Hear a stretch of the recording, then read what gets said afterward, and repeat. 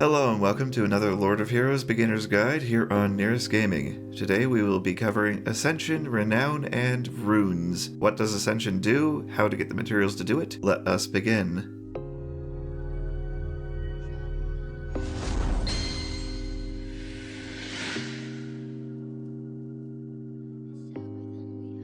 Ascension is a major step forward in a hero's progression. When you want to ascend, you will come to a hero's page and go to the button on the bottom right that shows their class. This will take you to their Ascension page, where you can view each of their different Ascension outfits, like so. And when you have the materials to ascend, you can press the ascend button here. Ascension will increase all of your heroes' base stats, as well as their percentage stats. The only stat that it doesn't increase is speed. That can only be increased by aptitudes. Each hero can be ascended twice, and their percentage stats go up by 5% each, except for one that goes up by 10%, which is determined by class. Snipers like Dark Mikhail here will get a 10% in debuff rate. Strikers will get 10% in crit rate. Warriors will also get 10% to debuff rate, and Guardians, Commanders, and Clerics will all get 10% to resistance. Upping your character's base stats will make your gear even more effective, so this is a pivotal tool in a hero's progression. As you can note, there are several material costs to perform an Ascension, so let us begin with the runes. As far as the runes are concerned, all heroes are the same, except for one or two slight differences, namely between the Fire, Water, Earth triangle and the Light and Dark elements. For Fire, Water, Earth, for first Ascension, you will need 45 1-star colorless runes, 10 of that hero's class runes, 45 1-star of that hero's element rune, and 30 2-star of that hero's element rune, as well as 300,000 renown.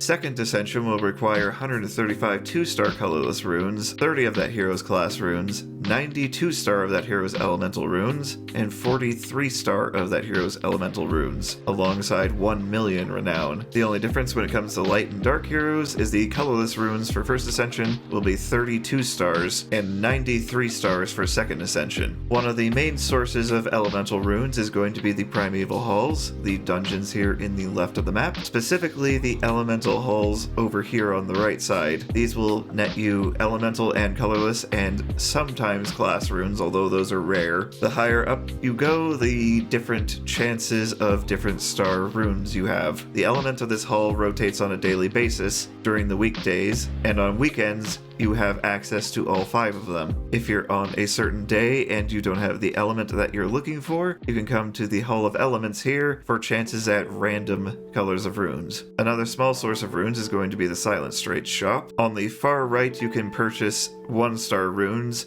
Sadly, we cannot purchase 2-star runes anymore. A final potential good source of runes is going to be the Obelisk. In the far right of the Elemental Essence Exchange, you can purchase packs of 5 3-star of each element rune. They are decently expensive, however. In the Colorless Essence, you can also purchase class runes, albeit again they are quite expensive, as well as colorless runes if you need, but those tend to pile up far faster than the others. Doing a certain number of dungeon runs will progress this dungeon track each week. This can be another good source of class runes. They are very hard to come by. Your best bet is the typically monthly Mystic Beast hunts, where you can purchase them for getting event tokens. If you need more of a certain tier of rune, you can take some of the lower tier and meld them for gold. Melding 10 of a 1-star rune into 1 2-star rune is going to cost you 3,000 gold, and 10 2-stars into 1 3-star is going to be 30,000 gold. If you do not have enough class runes to perform an Ascension,